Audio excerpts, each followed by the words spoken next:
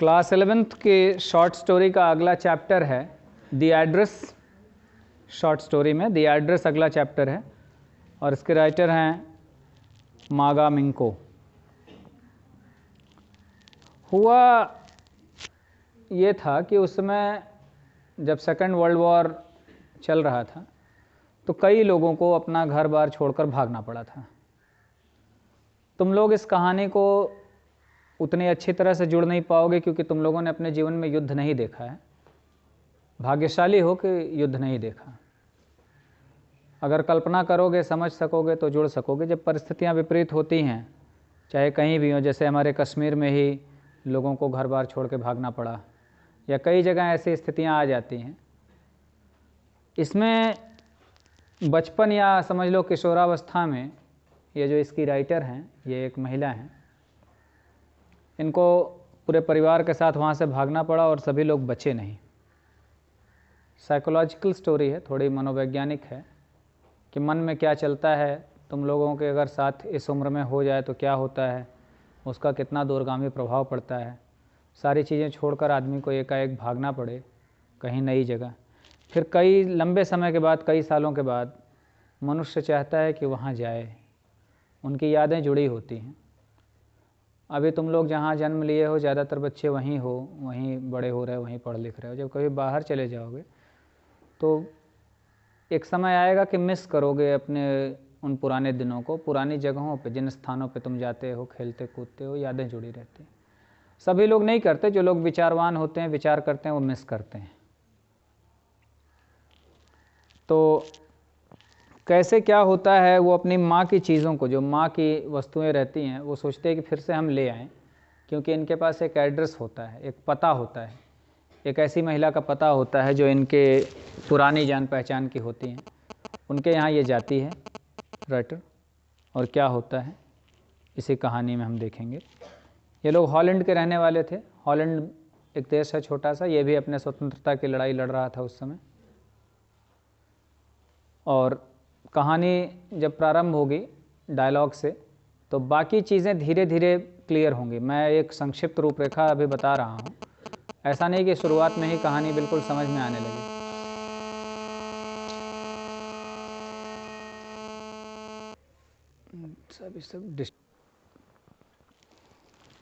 जो बचपन में कहानियाँ पढ़ते थे कि जैसे प्रारंभ से ही कहानी बिल्कुल एकदम स्पष्ट रूपरेखा लेके चलती जाए, अब ऐसी कहानियाँ नहीं रह गई हैं। विशेषकर ये सब जो मॉडर्न स्टोरीज़ हैं, ये कई बार बाद में समझ में आती हैं। सब कुछ थोड़ा सा अलग टाइप की ये सब कहानियाँ हैं, तो थोड़ा ध्यान दोगे सीरियस होके तो समझ पाओगे। हम लोग टेक्स्ट देखते हैं। Do you still know me, I asked. The woman looked at me searchingly. She had opened the door a chink. I came closer and stood on the step. No, I don't know you. I am Mrs. S.'s daughter. She held her hand on the door as though she wanted to prevent it opening any further. Her face gave absolutely no sign of recognition. She kept staring at me in silence. Do you still know me? I asked. मैंने पूछा यानी मागा मिंको ने पूछा। First person में है, I asked। वो अपनी कहानी कह रही हैं सीधे कि क्या आप मुझे अभी भी जानती हैं। The woman looked at me searchingly. और वो महिला मुझे देखती रही। सर्चिंगली मतलब खोजने के, जैसे कुछ खोज रही हो, मुझे पहचानने का प्रयास कर रही हो, इस तरह की दृष्टि से मुझे देखती रही। She had open the door a chink. दरवाज़ा बहुत ही थोड़ा सा खोला था। अक्सर ऐसा होता है कि जब हम दरवाज़ा खोलते हैं या कोई दरवाज़ा खोलता है, वो चाहता है कि अंदर वो ना आ जाए, तो दरवाज़ा बहुत थोड़ा सा खोल के ऐसे केवल सिर निकाल के, चेहरा निकाल के प्रयास करते हैं लोग देखने, बस। I came closer and stood on the step. तो क्लोजर और निकट, मैं और निकट आ गई। क्लोज का अर्थ यहाँ बंद से मत लगा लेना भाई। मैं और निकट आई और पास आ गई दरवाजे के। तो सीढ़ी बनी रहती है दरवाजे के पास, एक दो स्टेप्स होते हैं, तो उन पर आके मैं खड़ी हो गई। No I don't know you. तो उस महिला ने उत्तर दिया इतनी देर में कि no I don't know you, नहीं मैं आपको नहीं जानती। I am Mrs S's daughter. मैं श्रीमती एस की डॉटर यानी बेटी हूँ। अपनी माँ का वो नहीं लेना चाह रही हैं यहाँ, तो मिसेस एस किया। जैसा तुम लोगों को भी बार बार सिखाता हूँ कि एग्ज़ाम में लेटर्स वगैरह लिखो, अपने एग्जामिनेशंस में तो नाम मत लिखो, ABC XYZ कुछ भी लिख दो, तो इस तरह वो नाम नहीं लिख के मिसेज एस लिख। She held her hand on the door as though she wanted to prevent it opening any further. Her face gave absolutely no sign of recognition. She kept staring at me in silence. She held her hand on the door as though she wanted to prevent it. अपने हाथ को दरवाजे पे ऐसे रखी हुई थी कि जैसे लगता था कि प्रिवेंट, रोकना चाहती थी, इट ओपनिंग एनी फर्दर, कि और दरवाज़ा ना खुल जाए। इस तरह दरवाजे पे हाथ रखे हुई थी वो महिला कि दरवाज़ा और ज़्यादा खुल ना जाए। Her face gave absolutely no sign of recognition, और उनके चेहरे पर जो भाव आ रहे थे वो बिल्कुल देख के लग रहा था कि रिकग्निशन यानी पहचान नहीं रही हैं। नो साइन, कोई भी लक्षण ऐसा नहीं था कि उससे पता चले कि वो मुझे पहचान पा रही हैं, अर्थात उनके चेहरे पर मुझे पहचानने जैसा कोई भाव नहीं आया। She kept steering at me in silence, इसको स्टीयरिंग कहते हैं। वो घूरती रही, मुझे ध्यान से देखती रहीं, इन साइलेंस, बिल्कुल चुपचाप।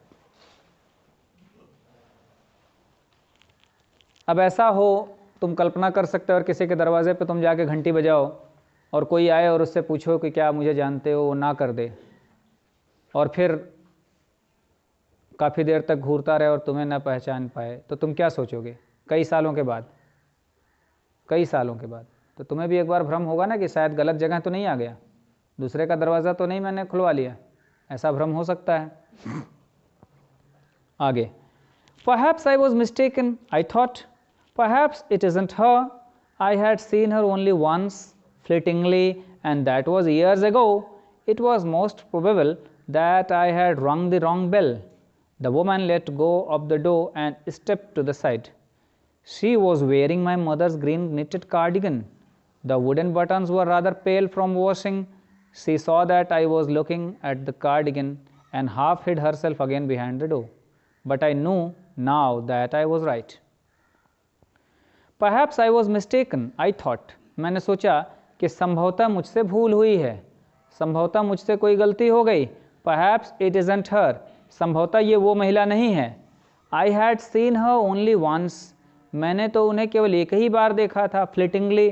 फ्लिटिंगली मतलब ऐसे ही सरसरी निगाह से, बहुत अच्छी तरह से, यानी देखभाल के बातचीत में बहुत हल्का सा देखा था। And that was years ago. और ये सालों पहले की बात है। It was most probable, तो ज़्यादा संभावना, अधिकांश संभावना यही थी, that I had rung the wrong bell. Ring, wrong, रंग का पास्ट पार्टिसिपल फॉर्म है।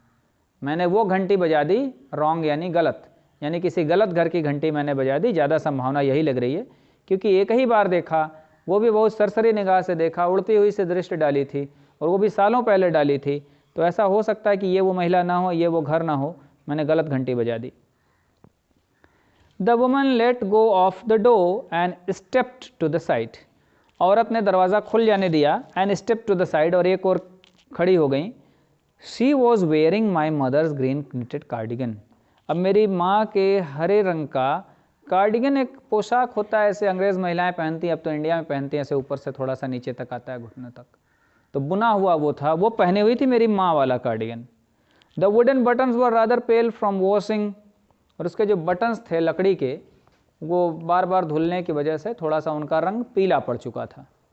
पहले लकड़ी वगैरह के बटन लगते थे, और उससे पहले भी और महंगे बटन लगते थे, सोने चांदी के, हाथी दाँत के।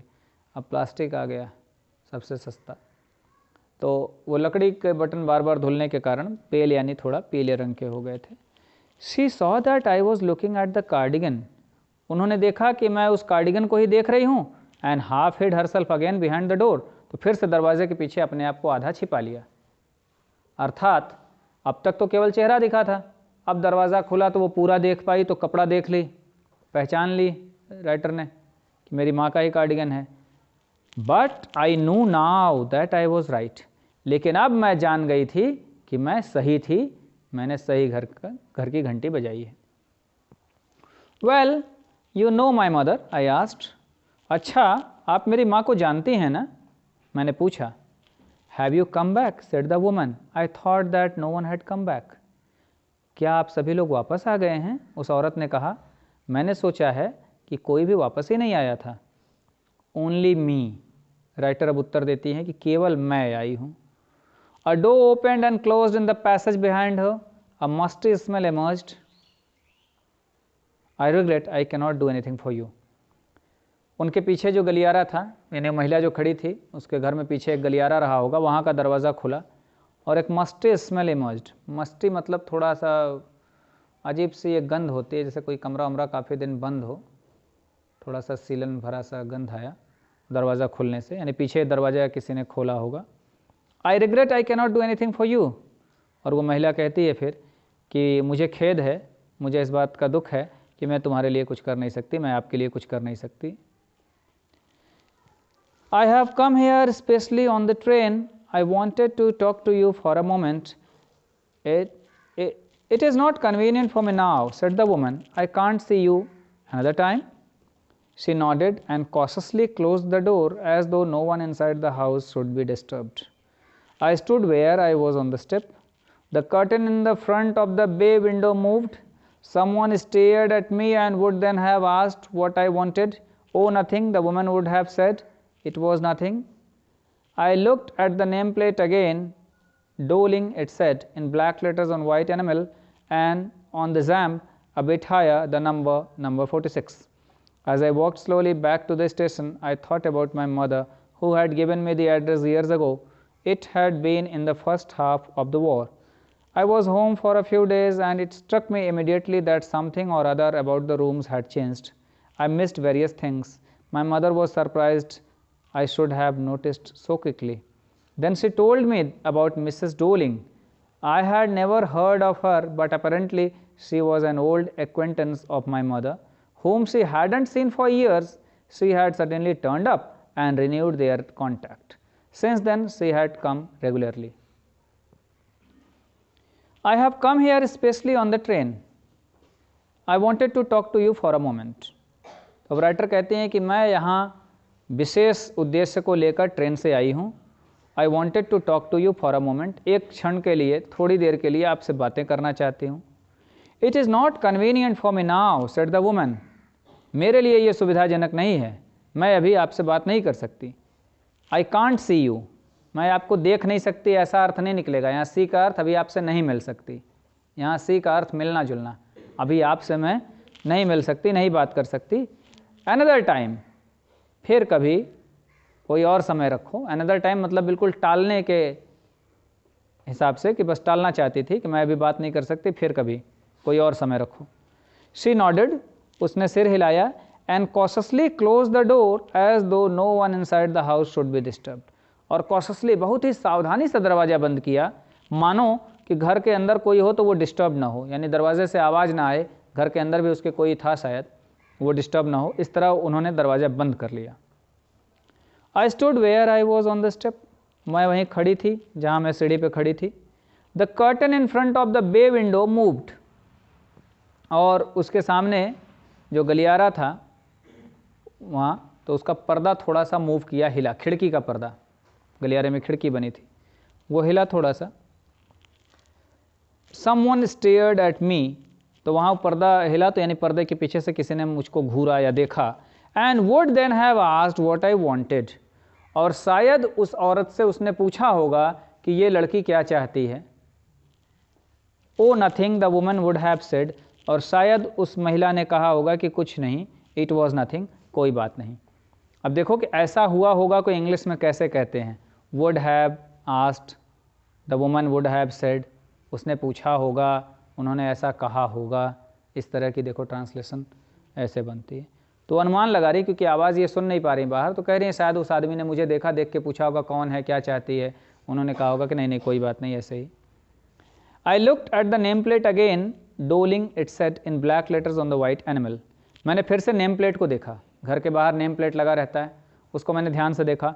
वाइट कलर का एनिमल था, यानी वाइट कलर के पेंट से वो पट्टी पुती हुई थी, और उस पर ब्लैक लेटर से लिखा हुआ था डोलिंग, यानी डोलिंग लोगों का वो घर था। And on the jamb a bit higher the number 46, और जैम पे, दरवाजे के बगल अक्सर लकड़ी वकड़ी लगी होती है, ऊपर तक जाती है, इसको हम लोग चौखट वगैरह कह सकते हैं या कुछ भी समझ लो। उस पर थोड़ा ऊपर जाके देखा तो वहाँ लिखा हुआ था नंबर, मकान का नंबर, और वो नंबर था number 46। As I walked slowly back to the station, I thought about my mother who had given me the address years ago. अब मैं धीरे धीरे वापस स्टेशन की ओर जा रही थी और अपने माँ के बारे में सोच रही थी, जिन्होंने मुझे ये एड्रेस दिया था, ये पता बताया था सालों पहले। It had been in the first half of the war, युद्ध के प्रारंभ होने के पहले ही हिस्से में यह घटना घटी थी। I was home for a few days and it struck me immediately that something or other about the rooms had changed. मैं कुछ दिनों के लिए घर पे आई हुई थी उस समय।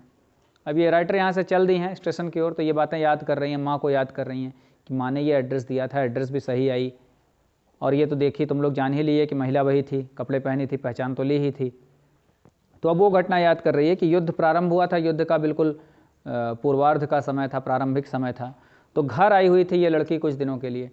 तब राइटर एक लड़की रही होंगी, तो अब हो सकता है कि पढ़ने के लिए बाहर रही हो या किसी कार्य के लिए बाहर रहती हो। तो घर आई और इन्होंने तुरंत नोटिस किया, स्ट्रक मतलब तत्काल इनके दिमाग में ये बात खटक गई मन में कि कमरों में कुछ ना कुछ घर में बदलाव हो चुका है। आई मिस्ड वेरियस थिंग्स, कई चीज़ें मिसिंग थी, कई चीज़ें यानी सामने नहीं आ रही थी, घर में नहीं दिख रही थी। My mother was surprise I should have notice so quickly, मेरी माँ को इस बात पे आश्चर्य हुआ कि मैंने इतनी जल्दी ये बातें ध्यान दे ली कि इतनी चीज़ें घर की कहाँ गई, गायब हैं। Then she told me about Mrs Dolling, और तब उन्होंने मुझे ये श्रीमती डोलिंग के बारे में बताया। I had never heard of her but apparently she was an old acquaintance of my mother. मैंने कभी पहले मिसेस डोलिंग के बारे में सुना नहीं था उस समय तक, पहले माँ ने कभी बात किया नहीं था, लेकिन अब ये निश्चित रूप से पता चला ओल्ड एक्वेंटेंस यानी बहुत पुरानी जान पहचान थी मेरी माँ से। whom she hadn't seen for years, लेकिन कई सालों से उनसे मिली नहीं थी। बहुत पुरानी जान पहचान थी लेकिन पिछले कई सालों से मिली नहीं थी। she had suddenly turned up, अचानक वो सामने आ गई थी, अचानक प्रकट हुई थी। and renewed their contact, और अपने संबंध को फिर से उन्होंने पुनर्जीवित कर लिया था, फिर से नया कर लिया, यानी फिर से मिलने जुलने लगे। since then she had come regularly, और तब से वो नियमित रूप से आ रही थी। ऐसा होता है कि जैसे कोई संबंध है, लंबे समय से हम अलग हो जाते हैं, दूर हो जाते हैं, कई साल नहीं मिलते जुलते, फिर अचानक आमने सामने पड़ते हैं, फिर जान पहचान बढ़ा लेते हैं, फिर से हम संबंध को ताज़ा कर लेते हैं। जीवन में ऐसा होता रहता है। यहाँ तक हम रखते हैं।